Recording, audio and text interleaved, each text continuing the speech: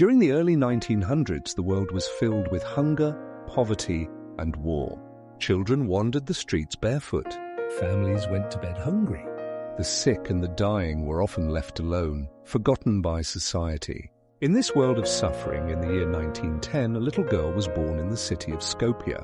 Her name was Agnes Gonga Bohaku.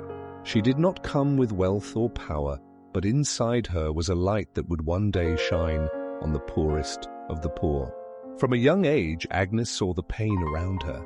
She saw beggars waiting outside churches, mothers weeping because they could not feed their children, and the unwanted left to struggle alone. Her mother's words shaped her heart. "My child, never eat a single mouthful unless you are sharing it with others." While other children dreamed of comfort, Agnes dreamed of service. Her journey would not remain in Skopje. Life would take her far away to the crowded streets of Kolkata, India, where her kindness would become her greatest gift. The world would one day know her as Mother Teresa, the woman who carried love into the darkest corners of human suffering. Agnes Gangsha Boyakshu, the girl who would one day be known as Mother Teresa, was born on August 26, 1910 in the city of Skopje in what is today North Macedonia. Her family was Albanian and deeply Catholic. Her father, Nicole, was a businessman and community leader. Her mother, Drafile, was a woman of deep faith and compassion. It was her mother's kindness that left the greatest mark on young Agnes. When Agnes was just 8 years old, her life was struck by a painful blow. Her father died suddenly, leaving the family in poverty.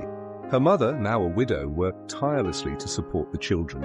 But even in hardship, she always taught them to care for others before themselves. Agnes went to a primary school run by nuns where she learned reading, writing, geography, and history.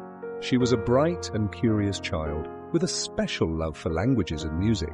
She sang in the church choir and often helped in parish activities. By the age of 12, Agnes felt a strong calling in her heart, a desire to dedicate her life to God and to the service of humanity. She prayed often, asking God to show her the right path. As she grew older, she entered a Catholic high school. There she joined a youth group called the Sodality of the Blessed Virgin Mary. This group prayed together, collected food and clothing for the poor, and visited the sick and lonely. These small acts of kindness strengthened her faith and confirmed her vision of becoming a missionary. At 18 years old, Agnes made a brave decision. She would not go to college or follow a normal career. Instead, she joined the Sisters of Loreto, a group of Catholic nuns who ran schools around the world. The Loreto Sisters' mission in India focused on educating girls. By 1928, they needed more teachers. Agnes was ready to serve. She first went to Dublin, Ireland to study English, then boarded a ship that carried her across the seas to Kolkata. In 1929, she arrived in India and traveled to Darjeeling to begin her religious training. 2 years later, in 1931, Agnes made her first vows as a nun, choosing a new name, Teresa, in honor of Saint Therese of Lisieux, who taught that even the smallest acts of love could change the world. From that moment, she became Sister Teresa. The Loreto sisters soon assigned her to St. Mary's High School for Girls in Kolkata. It was a place of sharp contrasts. Inside the classroom, she taught geography and history, a talented and patient teacher loved by her students. But every day when she stepped outside the school, she saw another world. Children lay sick on the streets, mothers begged for food, and the poor lived in broken huts. This painful contrast left a deep mark on her heart. In 1937, Sister Teresa took her final vows, a lifelong promise to serve God. From that day, she was called Mother Teresa, a title of respect.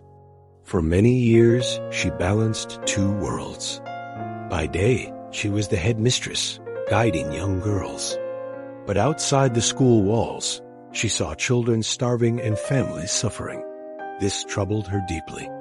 She asked herself, how can I teach about God's love in the classroom when so many outside do not feel that love at all? For nearly 20 years, Mother Teresa taught at St. Mary's, but her heart grew restless, prone to the cries of the poor beyond the gates. Mothers begging with babies in their arms. The suffering of the poor weighed on her more heavily with each passing day. In September 1946, while traveling by train from Kolkata to Darjeeling for a spiritual retreat, something life-changing happened. As the train rattled through the countryside, Mother Teresa sat in silence, praying. In that quiet moment, she felt what she later described as the call within a call. She heard Christ's voice say, "Come, be my light. Bring me into the dark homes of the poor. I cannot go alone. You must carry me to them." The message was clear, but the path ahead was frightening. To leave her secure life meant to step into uncertainty with no money, no shelter, and no support except faith. Yet the call was so powerful she knew she could not ignore it. But as a vowed nun, she needed permission from her religious superiors and from the Vatican. For nearly 2 years she waited and prayed. Finally, in August 1948, her request was granted. She trained with the medical mission sisters in Patna, where she learned the basics of nursing. Then, on August 16, 1948, Mother Teresa left the convent walls. She took off the black and white habit of the Loreto sisters and put on a simple white cotton sari with a blue border, a sign that she belonged to the poor. With just 5 rupees in her pocket, she stepped into the streets of Kolkata. She had no building, no staff, no plan, only faith. Her first classroom was the street itself, where she gathered poor children and traced letters in the dusty ground with a stick. At night, she walked among the sick and dying, offering comfort, sometimes a piece of bread, a touch of kindness, or simply sitting beside someone who would otherwise have died alone. It was the beginning of a mission that would one day touch the whole world. Mother Teresa's quiet work in the slums of Kolkata soon drew others to her side. Former students and young women began to follow her, saying, "We want to help too." Moved by her compassion, they did not just watch. They began to work with her, carrying food, teaching children, and sitting beside the sick. But Mother Teresa knew that to continue this work, she needed more than volunteers. She needed an official community blessed by the Church. She met with the Archbishop of Kolkata and explained her dream. On October 7, 1950, her wish became reality. The Vatican gave official approval to her new congregation, the Missionaries of Charity. The sisters vowed not only poverty, chastity, and obedience, but also a fourth vow, to give wholehearted free service to the poorest of the poor. At first, they had no buildings. Their classroom was the street, their hospital the open air. But slowly, their work began to take shape. In 1952, Mother Teresa opened Nirmal Hriday, the home of the pure heart, where the dying were cared for with love. In 1955, she opened Shishu Bhavan, the children's home for orphans. Soon, the sisters also began clinics, schools, and soup kitchens. What began with 1 woman and 5 rupees had now become a movement. By the early 1960s, the Missionaries of Charity were a familiar sight in Kolkata. But Mother Teresa knew suffering was not limited to one city. In 1963, she founded the Missionary Brothers of Charity for Men. By the mid-1960s, the Vatican gave the Missionaries of Charity official papal approval, recognizing them as a congregation of the whole Church, free to serve anywhere in the world. Houses began opening across India and beyond. Each house followed the same simple rule: prayer at dawn, service all day, gratitude at night. In 1965, Pope Paul VI gave Mother Teresa permission to expand outside India. Her first house abroad opened in Venezuela. By the 1970s, the Missionaries of Charity were present on every continent, running homes for the dying, orphanages, clinics, and soup kitchens. Their presence became a reminder that love had no borders. Mother Teresa herself remained unchanged. She still owned only 2 saris and a rosary, reminding her sisters, "Not all of us can do great things, but we can do small things with great love." The world began to notice. In 1971, she received the Pope John XXIII Peace Prize. In 1975, India honored her with the Bharat Ratna, but the greatest recognition came in 1979, when she was awarded the Nobel Peace Prize. Standing before world leaders, she spoke of love and reminded them that peace begins with small acts of kindness. She refused the traditional Nobel banquet, asking that the funds be given to the poor of Kolkata. By the 1980s, Mother Teresa had become a global symbol of compassion. Presidents and kings invited her, but she preferred the company of beggars and orphans. She was called the Saint of the Gutters, not because she lived in dirt, but because she chose to lift people from misery and give them dignity. Fame never changed her. For her, greatness was only about one thing: to see Christ in the face of every suffering person. By the end of the 1980s, the Missionaries of Charity had grown to thousands of members serving in over 60 countries. It was only about one thing: to see Christ in the face of every suffering person. By the end of the 1980s, the Missionaries of Charity had grown to thousands of members serving in over 60 countries.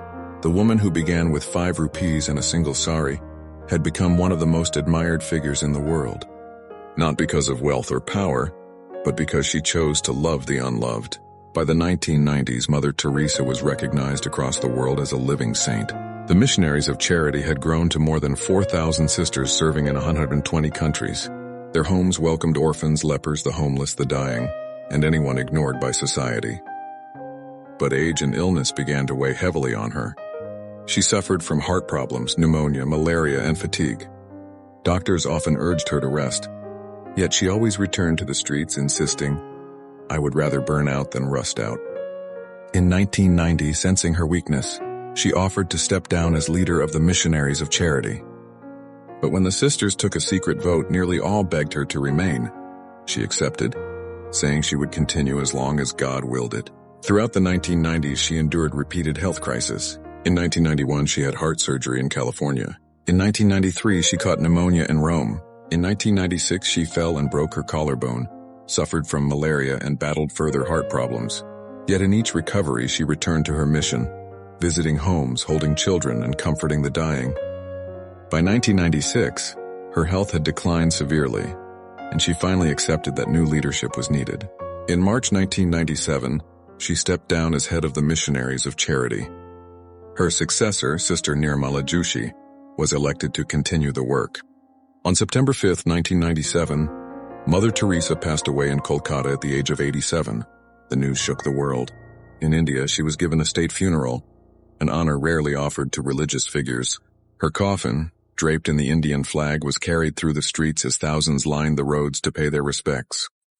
The poor whom she had served came barefoot with candles, flowers, or nothing but tears to say their final goodbye. World leaders sent tributes, but the truest legacy was seen in the faces of those she had touched. The orphans who found homes, the sick who found comfort, the poor who had once been invisible, but who had been embraced as children of God. Mother Teresa's mission did not end with her death. The Missionaries of Charity continued her work with the same devotion. Her spirit lived on in every white sari with blue borders, walking through the streets of the world. In 2003, Pope John Paul II beatified her, giving her the title Blessed Teresa of Calcutta, and in 2016, Pope Francis declared her a saint, officially naming her Saint Teresa of Kolkata. Her life had begun in a small home in Skopje, far from India. It ended with the world calling her a saint. But in her heart, she had always been only one thing: a humble servant of God's love. From Agnes in Skopje to Sister Teresa in a convent classroom, to Mother Teresa in the slums of Kolkata, her life was a journey of love. She had no wealth, no political power, no armies, yet with 1 sari and 5 rupees, she built a mission that touched the world. Today, her sisters still serve in over 100 countries, feeding the hungry, sheltering the homeless, and caring for the ignored by society. Her words remain her eternal message. Not all of us can do great things, but we can do small things with great love. That is the legacy of Mother Teresa. If you enjoy learning through stories, don't forget to like, share, and subscribe.